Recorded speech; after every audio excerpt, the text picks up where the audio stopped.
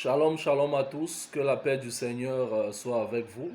Aujourd'hui, nous partageons une autre nourriture spirituelle qui est une affirmation, j'ai fait mon choix.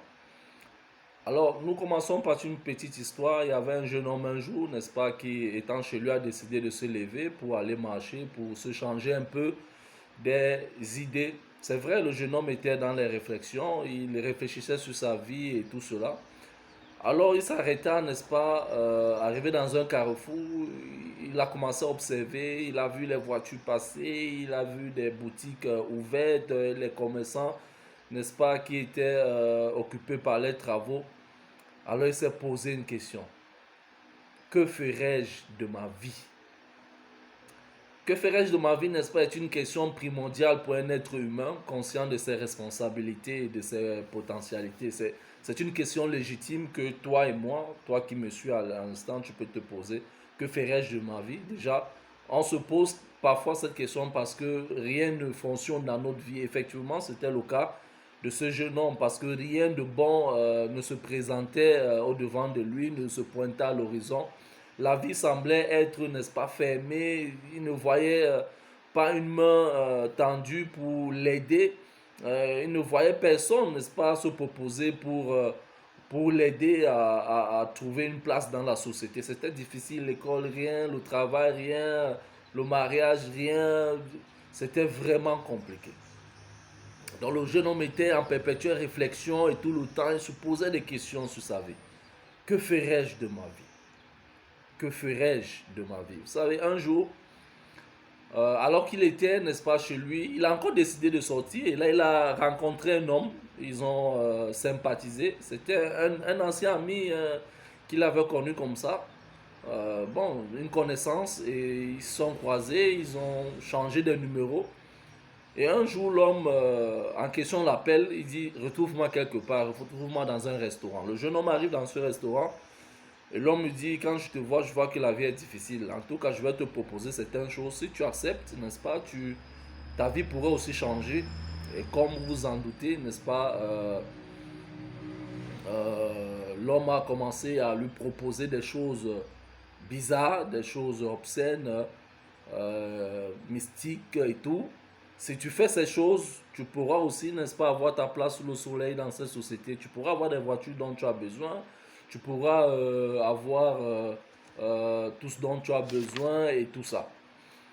Et le jeune homme, n'est-ce pas, a quitté de là en disant à cet homme que je ne ferai pas quelque chose, je ne pourrai pas me compromettre à cause de l'argent ou de la richesse de ce monde. C'est une histoire qui m'a touché. Voilà un jeune homme qui a fait son choix. Il est question aussi, certainement pour toi et pour moi, de faire un choix alors que nous sommes vivants.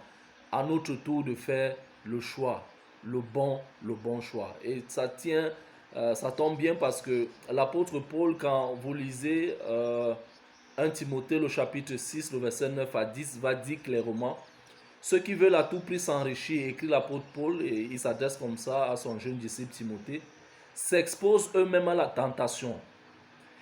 Ils ne manqueront pas de tomber dans le piège en se laissant envoûter par une foule de désirs insensés et de convoitises pernicieuses qui les précipiteront vers la ruine morale et la perdition.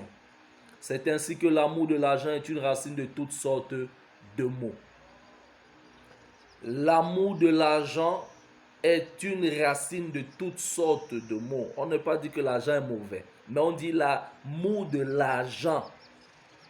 Parce que nous aimons l'argent, nous aimons la gloire, alors nous voulons faire tout pour obtenir cela. C'est ça qui est mauvais et c'est ça qui est condamné, n'est-ce pas, de Dieu. Vous savez, c'est pourquoi il faut savoir choisir, il faut savoir faire un choix. J'ai fait mon choix, nous dit le titre du sermon.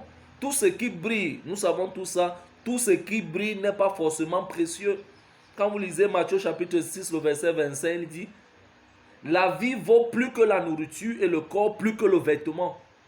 Luc le chapitre 9, le verset 25 dit, que servirait-il à un homme de gagner tout le monde s'il se détruisait ou se perdait lui-même? Mes chers amis, la vie est ce qu'il y a de plus précieux dans ce monde. C'est ce qui transcende tout le reste. Ce choix n'est pas toujours facile. De choisir la fidélité, de choisir rester serein, ce n'est pas toujours facile. Il semble parfois en contradiction même avec nos intérêts immédiats. Mais nous ne devons pas nous laisser tromper par les apparences. Vous savez, il y a des gains qui sont des pertes, mais il y a des pertes qui sont des gains. Je répète, il y a des gains qui sont des pertes et des pertes qui sont des gains. Vous savez, la plupart des gens sont avides de jouir aujourd'hui des biens et des honneurs immédiats. On veut tout ces rapide. Ils sont prêts à tous les compromis pour les obtenir.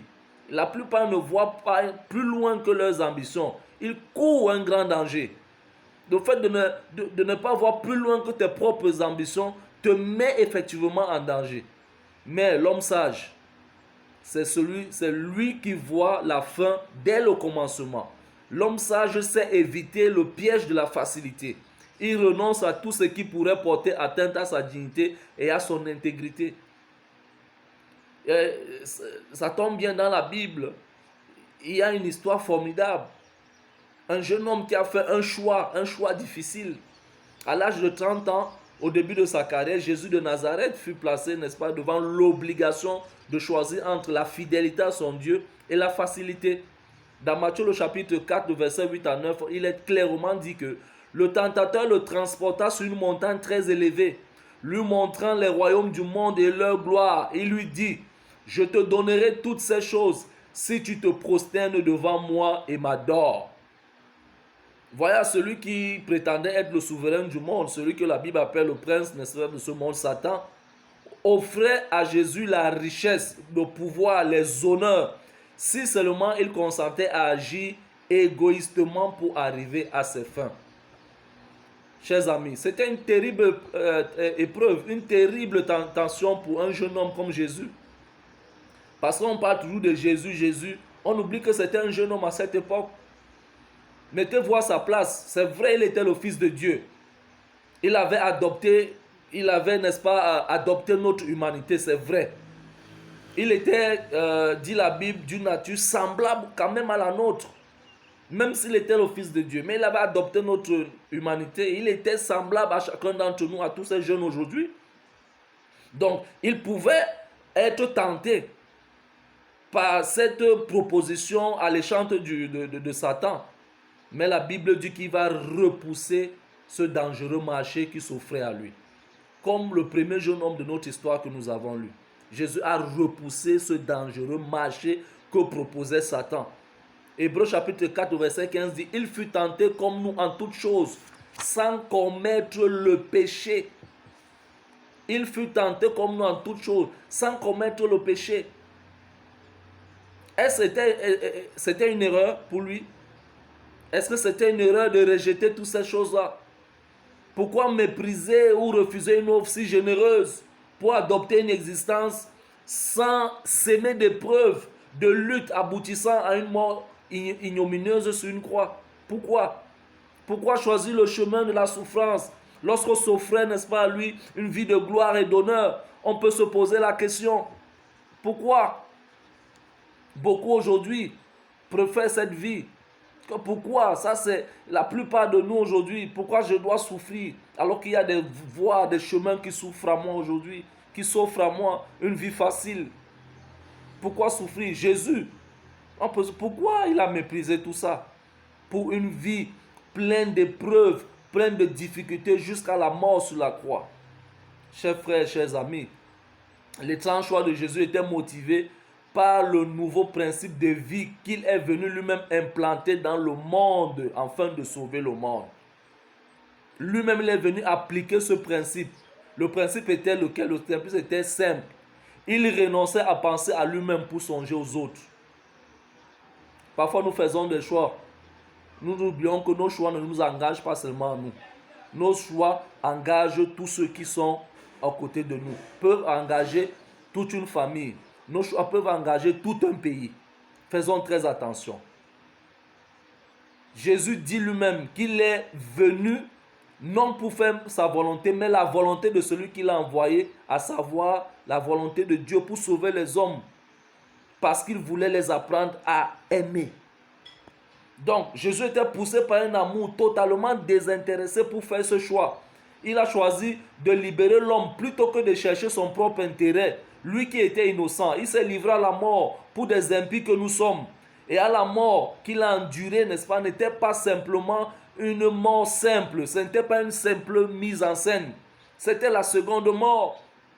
Ce n'était pas le sommeil qu'il appelait, cette première mort qui est le sommeil. C'était la seconde mort, la mort éternelle, celle que le coupable doit subir et qui ne laisse aucune espérance. C'était cette mort que Jésus a subie. L'histoire nous dit que sur la croix, il en a goûté toute l'amertume jusqu'à crier, mon Dieu, pourquoi m'as-tu abandonné? Eli, Eli, lama sabachthani. Pourquoi m'as-tu abandonné? J'ai fait le choix d'être fidèle. J'ai fait le choix de te servir. J'ai fait le choix de rejeter, n'est-ce pas, les richesses de ce monde. Aujourd'hui, je porte le péché de la terre. Mais ô Père, pourquoi m'as-tu abandonné? À travers cette histoire, nous comprenons que parfois, quand nous allons choisir Dieu, il y aura des difficultés dans la vie. Mais ces difficultés-là ne seront pas éternelles. Ce sont des difficultés d'un temps, mais pas de tous les temps. Il s'est humilié. La Bible dit qu'il s'est humilié lui-même, se rendant obéissant jusqu'à la mort, même jusqu'à la mort sur la croix. Écrit l'apôtre Paul dans Philippiens, le chapitre 2, le verset 8. Mes frères, et ce qu'il a fait relève d'un amour sans mesure, relève d'un amour sans fin, relève d'un amour qui ne périt jamais, d'un amour qui engendre la vie, un amour qui lui permettra de conquérir le monde en arrachant, n'est-ce pas, de la main de Satan. Et à cause de cela, la Bible nous dit clairement les choses. À cause de cela, à cause de cet amour, à cause de ce sacrifice, à cause de cette fidélité, Dieu l'a souverainement élevé et lui a donné le nom qui est au-dessus de tout nom. Alléluia. Admirable, Dieu puissant, prince de paix, roi des rois et seigneur des seigneurs. Alléluia. Dieu est merveilleux, mes chers frères, mes chers amis. La fidélité paye. Quand vous lisez Hébreux chapitre 6, le verset 10, il est clairement dit que notre Dieu n'est pas injuste pour ne pas reconnaître ce que nous faisons pour lui. Celui qui va vouloir sauver sa vie va la perdre, mais celui qui va la perdre à cause de mon nom va retrouver cette vie, nous dit la Bible. À cause de la fidélité, à cause de son choix, Dieu l'a béni. Oh, chers frères, chers amis, je t'invite aujourd'hui à faire le bon choix. Le choix d'être avec ton Dieu. En renonçant aux valeurs artificielles et trompeuses, il a obtenu les richesses véritables. Oui, c'est ce qui t'attend. Si tu renonces à ces mauvaises valeurs qui nous sont véhiculées aujourd'hui, si tu renonces à cette tromperie, alors tu vas obtenir des véritables richesses. J'ai fait mon choix. J'ai fait mon choix. Le choix de suivre Jésus-Christ. Alors, cher ami, ta vie doit être semblable à celle de Jésus. Au lieu de choisir les richesses du monde, Jésus lui s'est donné lui-même. Au lieu de choisir les richesses du monde, il a préféré suivre toujours la volonté de son Père. Je t'invite à suivre la volonté de Dieu parce que celui qui adopte la même attitude que Jésus a trouvé la vie véritable. Alors, que Dieu te bénisse, que Dieu continue à te soutenir afin que tu fasses le meilleur choix, le choix de Jésus. Alléluia.